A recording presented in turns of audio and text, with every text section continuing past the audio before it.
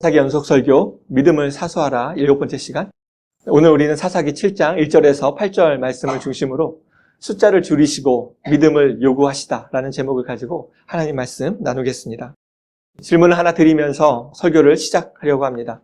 여러분은 지금까지 신앙생활을 해오시면서 여러분의 신앙이 계속 열정적인 그 신앙을 유지하며 성장만을 해오셨는지요? 아니면 여러분의 신앙은 성장과 후퇴를 반복해 오셨는지요?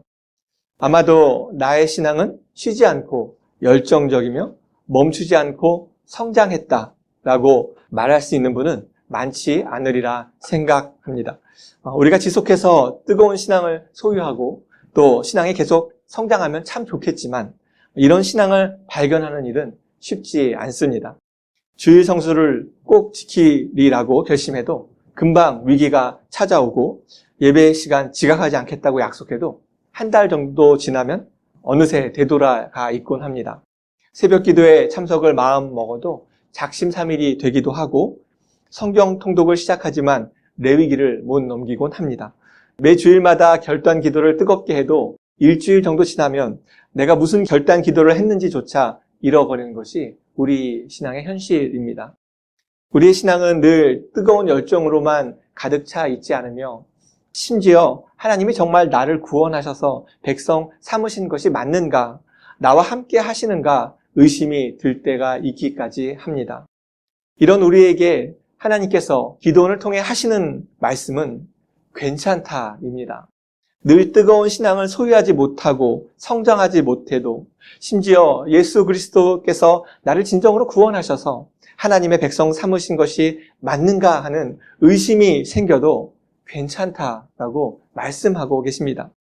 내 신앙이 뜨겁지 않음을 인식하고 하나님의 구원에 대한 신뢰를 의심해보는 시간조차 신앙이 성장하는 시간이고 그것을 통해 신앙이 성장하는 방법이기 때문입니다. 하나님의 구원을 신뢰하지 않으면 이러한 고민조차 일어나지 않는다는 것이지요. 우리에게 괜찮다라고 말씀하시는 하나님의 마음을 우리는 기도원의 두 번째 사인 요청 이야기에서 발견할 수 있습니다. 그런데 신앙의 열정이 식고 의심이 드는 것까지 하나님께서 허용하시는 이유가 있습니다. 어떠한 상황일까요? 오늘 본문인 사사기 7장에 들어가기 직전에 앞서 일어난 기도원의 두 번째 사인 요청 이야기에서 확인해 보십시오. 우리가 지금까지 계속 봐왔듯이 기도원은 용기가 많은 사람이 아니었습니다. 이스라엘을 침략한 미디안 족속이 두려워서 숨어서 곡식을 까먹던 사람이었습니다. 그런 기도원에게 하나님께서 미디안과의 전쟁에 나가라고 하셨으니 그는 귀를 의심했을 것입니다. 기도원이 하나님께 사인을 요청한 것은 어쩌면 당연한 일이기도 했습니다. 하지만 그는 하나님의 사인을 확인한 후에 명령하신 그 말씀을 그대로 순종하였습니다. 그의 집 안에 있던 오래된 바알 신전과 아세라상을 깨부수고 그 자리에 하나님을 위한 제단을 세웠습니다. 그는 이 일로 인해 자신의 목숨이 위태로울 것을 예상했습니다. 그러나 하나님께서 함께 하심을 사인으로 확인한 기도원은 두려워하지 않고 집 안에 있는 모든 우상을 깨부수고 그 자리에 하나님을 위한 제단을 세움으로써 우리가 하나님의 백성임을 주변에 알린 것입니다. 목숨을 내놓고 바알 신전과 아세라 상을 깨부수고 여호와를 위한 신전까지 세울 정도였으니 이제 기드온은 하나님의 명령을 따라서 미디안과의 전쟁에 나설 것으로 예상됩니다. 그런 그에게 어떠한 일이 벌어졌을까요? 사사기 6장 33절 말씀부터 보십시오. 그때 미디안과 아말렉과 동방 사람들이 다 함께 모여 요단강을 건너와서 이스라엘 골짜기에 진을 친지라. 미디안은 다른 민족들과 연합해서 이스라엘을 치러 요단강을 건너왔습니다. 미디안은 무려 7년이나 메뚜기 때처럼 이스라엘의 식량을 쓸어왔습니다. 그들 혼자만으로도 침략하는 일이 충분히 가능했습니다. 그런데 이번에는 다른 족속들과 연합까지 해서 공격해 왔습니다. 이번 침략은 예전과는 같지 않았습니다. 이스라엘이라는 존재를 아예 지구상에서 지워버릴 것처럼 주변의 다른 족속들과 함께 연합해서 몰려왔습니다. 사람은 다른 마음, 다른 생각, 다른 기준을 가지고 있기에 마음을 하나로 모으고 연합한다는 일은 쉽지가 않습니다. 그런데 지금 여기에는 미디안을 중심으로 여러 족속들이 마음을 모으고 연합하였습니다. 목적은 한 민족을 죽이고 말살하기 위함이었습니다. 연합한다는 것은 분명 아름다운 행위이지만 왜 모여서 마음을 합하느냐 하는 목적이 항상 더 중요한 문제입니다. 미디안 연합군처럼 마음을 하나로 모았지만 그 목적이 한 민족을 죽이려 드는 것에 있다면 아름다운 연합이라고 결코 말할 수는 없습니다. 우리가 교회라는 이름으로 모여서 마음을 연합해야 하는 목적은 너무나 분명합니다. 그것은 하나님을 예배하기 위함입니다. 우리 중에 한 사람이라도 이 목적과 다른 생각을 하고 있다면 신앙 아래에 우리는 연합할 수가 없습니다. 우리가 하나님을 높이는 목적 외에 다른 것을 두고 모여 있다면 이 모임은 교회일 수가 없으며 잘못된 목적으로 모인 교회는 복음의 길을 오히려 방해만 할 것입니다. 우리는 왜 모여 있을까요? 우리는 무엇으로 연합해 있을까요? 모일 때마다 이 질문에 대한 답을 바로 찾지 않으면, 모이는 목적이 바로 서지 않으면 우리는 복음과는 다른 길에 서 있게 될 것입니다. 오직 예수께서 그리스도이시라는 복음을 위해 모여 있기를, 앞으로도 이러한 목적을 조금이라도 잃지 않기를 진심으로 축원합니다. 미디안 연합군이 연합해서 이스라엘을 죽이려고 했듯이 교회가 바른 목적으로 연합하지 않으면 오히려 우리의 모든 신앙이 후퇴되고 말 것이며 심지어 내 안의 신앙이 죽는다는 것을 늘 기억할 수 있기를 소망합니다. 미디안 연합군이 이스라엘을 향해 몰려오자 하나님께서는 준비하신 카드를 꺼내셨습니다. 6장 34절 말씀을 보십시오. 여호와의 영이 기드온에게 임하시니 기드온이 나팔을 불매 아비에셀이 그의 뒤를 따라 부름을 받으니라. 여호와는 그 영을 기드온에게 부으셨고 기드온은 나팔을 불며 이스라엘 백성들을 군사로 모았습니다. 하나님의 영이 임하자 기드온은 지체하지 않았습니다. 그는 더 이상 포도주 틀에 숨어있는 자가 아니었습니다. 전쟁에 나가자고 나팔을 불었고 그 나팔 소리에 이스라엘 백성들은 미디안 연합군에 맞서기 위해서 모여들었습니다. 이제 정말 전쟁만 벌이면 되는 상황이었습니다. 그때 이러한 긴급한 상황에서 기드온은 이렇게 행동하고 있습니다. 36절과 37절 말씀을 보십시오.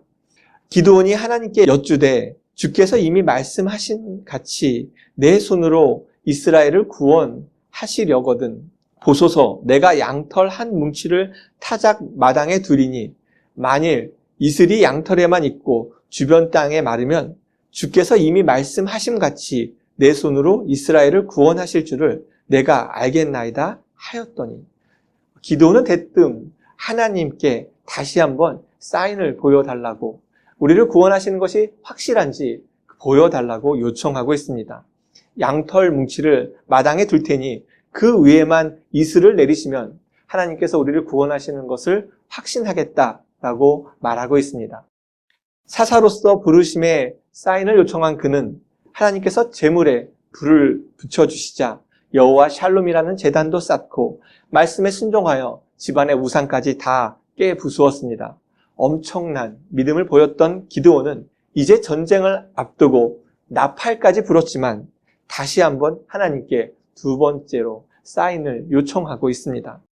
하나님께서 정말 이스라엘을 구원하실 것이 맞는지 보여달라는 말이었습니다. 우상도 깨부수고 나팔도 힘껏 불며 한껏 높아졌던 그의 신앙은 막상 미디안 연합군이 눈앞에 들어오자 잔뜩 움츠러들었고 잔뜩 쪼그라들고 말았습니다. 그래서 정말 하나님이 구원하시는 것이 맞는지 양털 테스트를 요구하고 나선 것입니다. 그런데 중요한 것은 이러한 어처구니 없는 기드온의 사인 요구를 하나님께서 그대로 다 들어주셨다는 것입니다. 이번 양털 테스트도 한 번이 아니라 두 번이나 다 응답해 주셨습니다. 양털 위에만 내린 이슬을 본 후에 기드온은 다시 한번 이렇게 말하고 있습니다. 6장 39절 40절 말씀입니다. 기드온이 또 하나님께 여쭈어 주여 내게 노하지 마옵소서. 내가 이번만 말 하리이다. 구하옵나니 내게 이번만 양털로 시험하게 하소서. 원하건대 양털만 마르고 그 주변 땅에는 다 이슬이 있게 하옵소서 하였더니 그 밤에 하나님이 그대로 행하시니 곧 양털만 마르고 그 주변 땅에는 다 이슬이 있었더라. 기드온 자신도 자꾸만 하나님께 사인을 요구하는 일이 마음에 걸렸던 듯합니다. 하나님께 주여 내게 노하지 마옵소서. 하나님 화내지 마세요. 이렇게 말하면서 이번에는 양털만을 제외하고 이슬을 내려달라는 사인을 요구하고 나섰습니다. 놀랍게도 하나님은 조금도 노하지 않으셨습니다. 조금도 화내지 않으시고 어떤 말씀도 하지 않으시며 기드온의 말 그대로 다 행해 주셨습니다. 미디안 연합군 앞에서 흔들리는 기드온을 하나님께서는 조금도 탓하지 않으셨습니다. 심지어 반복해서 사인을 보여달라는 그의 요청을 말없이 다 들어주셨습니다. 하나님은 왜 기드온을 한 번도 탓하시지도 않고 화를 내시지도 않으셨을까요? 그것은 하나님께서 반드시 이스라엘을 구원하셔야 했기 때문입니다. 기드온을 택하신 이유도 이스라엘의 구원을 위함이었습니다. 기드온의 능력은 이 전쟁에서 그다지 중요하지가 않았습니다. 하나님의 구원을 믿고 앞서 나갈 한 사람만이 필요했을 뿐입니다. 그 구원을 위해 기드온이 흔들릴 때마다 하나님은 이를 탓하시지 않으셨습니다. 심지어 얼마든지 기드온을 대신할 인물을 새로 뽑으실 수 있는데 하나님은 그렇게도 하지 않으셨습니다. 오히려 하나님은 그의 무례한 반복된 사인 요청도 다 응해 주셨습니다. 그 이유는 이스라엘을 구원하셔야 했기 때문입니다. 하나님께서 기드온을 택하신 것은 그를 전쟁 영웅으로 세우시기 위함이 아니었습니다. 그의 이름을 높이거나 이 전쟁을 통해 기드온이 권력을 잡도록 하게 하심도 아니었습니다. 이스라엘의 구원을 위함이었습니다. 그래서 이스라엘의 구원을 확인하고자 양털 테스트를 요구한 기드온의 말을 그대로 다 따라 주신 것입니다. 우리는 때로 믿음을 오해합니다. 하나님을 열심히 믿으면 하나님께서 내가 원하는 것을 들어주시거나 나를 높은 곳에 올려주시는 것을 믿음이라고 착각하곤 합니다. 하지만 하나님의 목적은 우리를 구원하셔서 하나님의 백성으로 삼으시는 데에 있습니다. 하나님은 우리의 병을 고쳐주기 위해 계신 분도 아니고 사업이 잘 되라고 도와주시기 위한 분도 아니며 자녀의 미래와 성공을 보장하시기 위해 계신 분도 아닙니다. 우리를 구원하셔서 하나님의 백성 삼으시는 분이십니다. 물론 때로는 우리의 기도에 응답해 주시고 병도 고쳐주시고 사업의 길도 열어주시고 자녀의 삶도 세심하게 간섭해 주십니다. 이러한 일을 행하시는 그 모든 이유는 한 가지입니다. 우리를 구원하셔서 하나님의 백성 삼으시기 위함입니다. 우리는 종종 이러한 하나님을 오해해서 하나님을 그저 나를 위해 계시는 존재, 내가 바라는 일을 대신 해주시는 분, 나를 높은 자리에 올려주시고 나의 자랑을 위해서 계시는 존재라고 하나님을 격하시키곤 합니다. 신앙의 길 위에서 우리가 결코 잊지 말아야 하는 것이 있다면 하나님은 우리를 어떻게 하시든지 반드시 구원하셔서 끝까지 자기 백성을 삼으시기를 원하신다라는 것입니다. 때로는 우리를 참된 하나님의 백성으로 빚으시기 위해 여기 기드온처럼 전쟁터 한가운데로 우리를 인도하실 때도 있으실 것입니다. 때로는 우리가 사망의 음침한 골짜기 가운데 있는 것처럼 우리를 삶의 여러 가지 위기와 어려움, 원치 않는 자리와 상황을 허락하시고 허용하시며 그때 우리가 하나님만이 구원이시기를 바라보기를 원하고 계십니다. 우리가 하나님만을 바라보기를, 하나님만이 구원이시기를, 하나님의 구원하심만을 의지하기를 원하신다라는 것입니다. 우리가 인생의 어려운 순간마다 하나님만을 바라보도록, 힘들고 낙심할 때마다 하나님만을 의지하도록 우리를 인도하고 계심을 믿는다면 우리의 믿음은 어떠한 상황 속에서도 사망의 음침한 골짜기에서도 조금도 흔들리지 않을 것입니다. 마치 전쟁과도 같은 두렵고 무서운 상황 속에 서 있다면 우리를 구원하시는 하나님의 은혜를 구할 수 있기를 축원합니다. 하나님의 은혜를 구하고 하나님만이 우리의 힘이시라는 것을 전적으로 의지할 수 있는 우리의 믿음이 되기를 주님의 이름으로 축원합니다. 구원하셔서 하나님만을 의지하는 백성으로 삼고자 하시는 하나님의 마음은 전쟁의 시작점에서도 발견할 수 있습니다. 기드온의 양털 테스트 요구까지 다 들어주신 하나님은 전쟁의 시작 직전 기드온에게 도저히 이해할 수 없는 명령을 내리고 계십니다. 사사기 7장 1절과 2절 말씀을 보십시오. 여룻바알이라 하는 기드온과 그를 따르는 모든 백성이 일찍이 일어나 하룻샘 곁에 진을 쳤고 미디안의 진영은 그들의 북쪽이요 모레산 앞 골짜기에 있었더라. 여호와께서 기드온에게 이르시되 너를 따르는 백성이 너무 많은즉 내가 그들의 손에 미디안 사람을 넘겨주지 아니하리니 이는 이스라엘이 나를 거슬러 스스로 자랑하기를 내 손이 나를 구원하였다 할까 함이니라. 바알 제단을 부순 뒤로 기드온은 여룻바알로 불리고 있습니다. 여룻바알은 미디안 연합군에 맞서기 위해 이스라엘 백성을 모았습니다. 그런데 놀랍게도 하나님은 기드온에게 그를 따르는 백성이 너무나 많다고 말씀하십니다. 도대체 얼마나 많은 군인들이 기드온 앞에 모여 있길래 하나님은 너무 많다고 말씀하셨을까요? 3절은 이렇게 전하고 있습니다. 이제 너는 백성의 귀에 외쳐 이르기를 누구든지 두려워 떠는 자는 길르앗 산을 떠나 돌아가라 하라 하시니 이에 돌아간 백성이 22,000명이요 남은 자가 10,000명이었더라. 이스라엘 군사의 숫자, 처음 모인 그들의 숫자는 22,000명에 10,000명을 더한 32,000명이었습니다. 그렇다면 이에 맞선 미디안 연합군이 몇 명이었기에 하나님은 32,000명의 군사를 너무 많다라고 말씀하셨을까요? 사사기 8장 10절은 이렇게 전하고 있습니다. 이때에 세바와 살문나가 갈골에 있는데 동방 사람의 모든 군대 중에 칼든 자가 12만 명이 죽었고 그 남은 15,000명 가량은 그들을 따라와서 거기에 있더라. 12만 명과 15,000명을 합한 13만 5천 명이 미디안 연합군의 숫자였습니다. 그러니까 하나님은 13만 5천 명을 상대하기 위해 모인 이스라엘 군사 3만 2천 명을 두고 너무나 많다라고 말씀하신 것입니다. 적군이 5배나 많은 상황이었는데 오히려 하나님은 군사가 많다고 두려워 떠는 자들은 다 집으로 가라고 말씀하셨습니다. 고대의 전쟁은 대부분 손에 든 무기를 들고 하는 싸움임을 고려해보면 이 명령은 조금도 말이 되지 않습니다. 더 군사를 모으라고 해도 모자랄 판에 오히려 군대를 줄이라고 하셨기 때문입니다. 말 그대로 시커먼 메뚜기 떼처럼 많은 적군 앞에서 두려움에 빠진 군사들을 다 집으로 돌려보내니 10,000명만이 남았습니다. 기드온을 따르는 군대는 3분의 1로 줄어들었고 이제 군사 1명당 적군 14명을 상대해야 하는 상황이 생겼습니다. 1대5의 싸움이 1대14가 된 것입니다.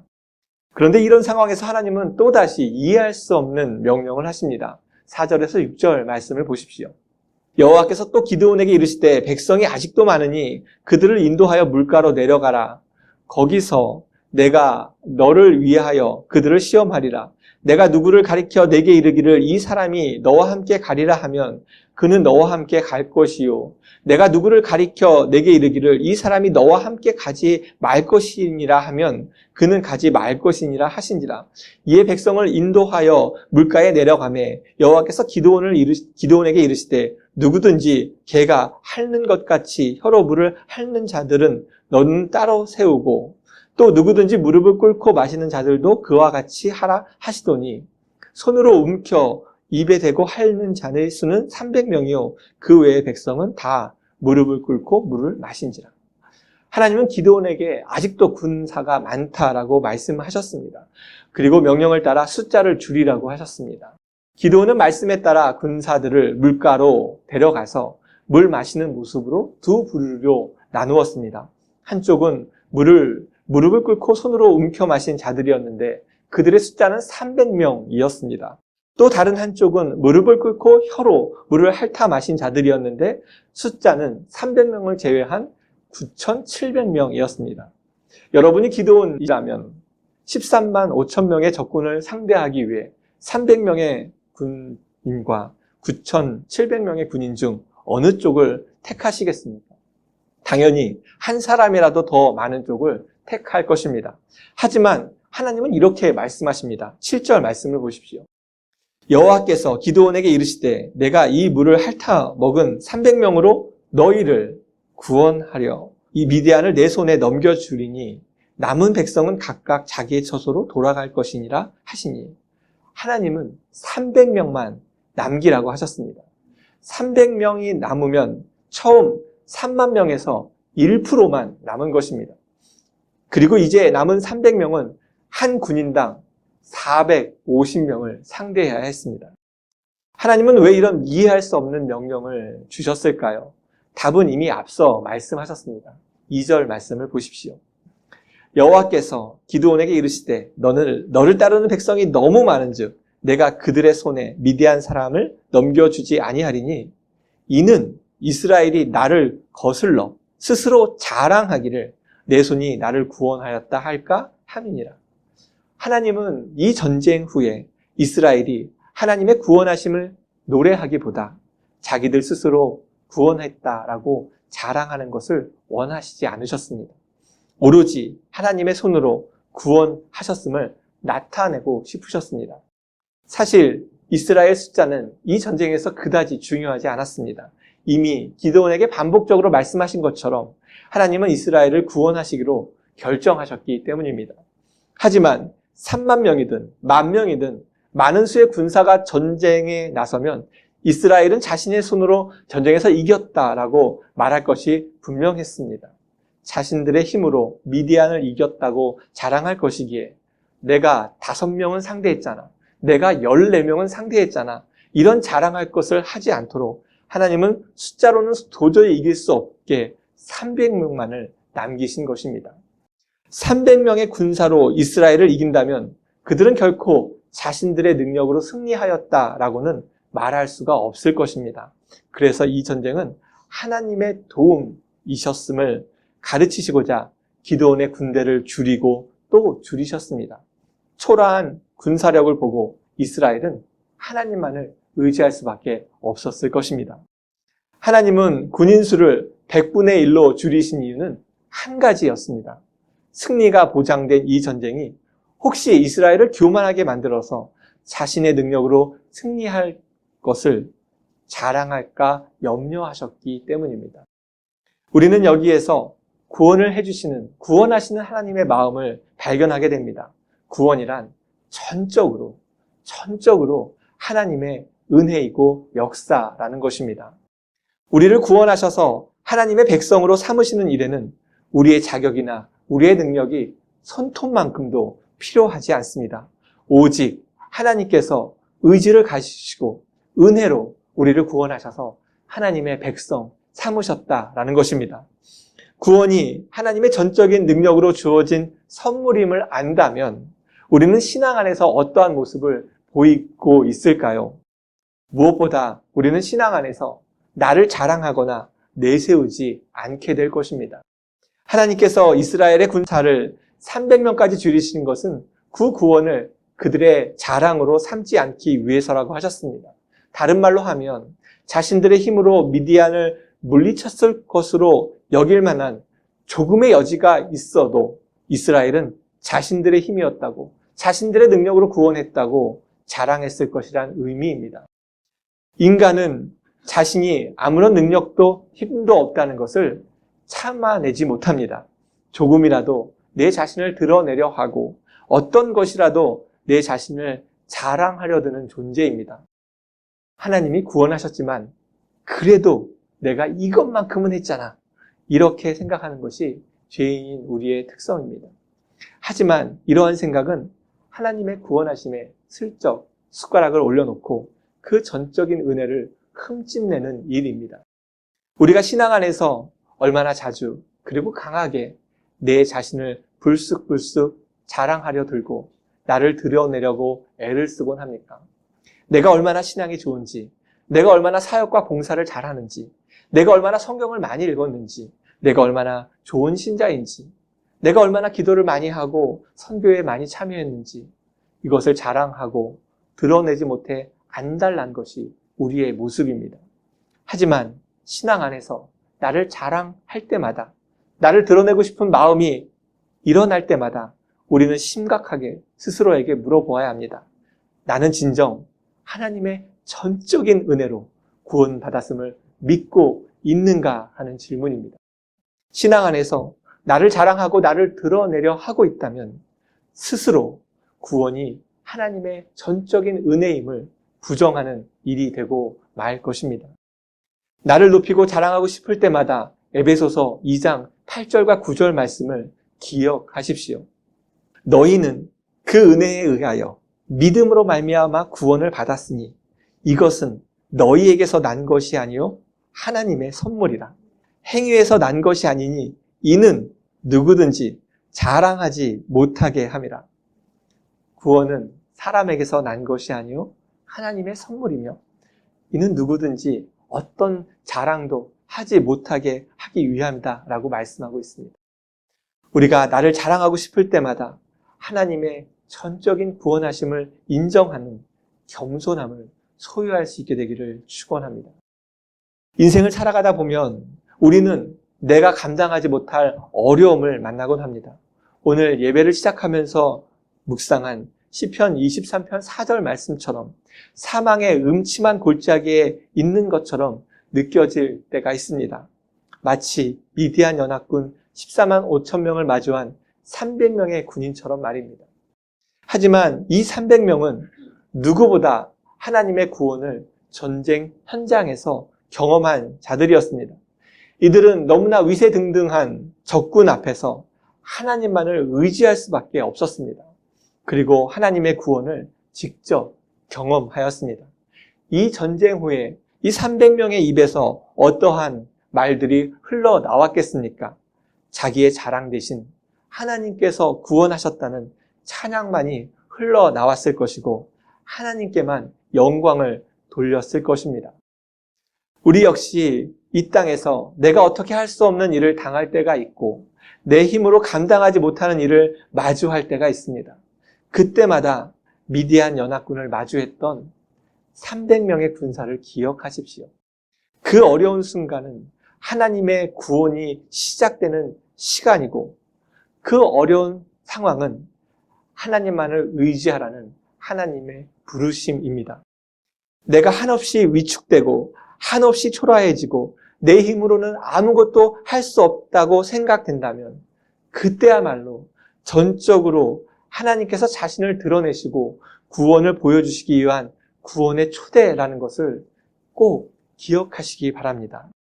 우리가 인생의 어려운 순간마다 오직 하나님만을 의지한다면 하나님은 우리를 반드시 구원하셔서 오직 하나님만을 찬양하게 만드실 것입니다.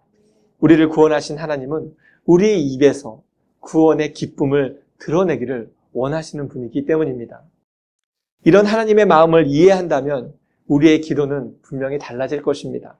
그저 병을 고쳐달라고 기도하기보다 이 병을 통해 하나님이 드러나기를 원한다라고 기도하게 될 것입니다.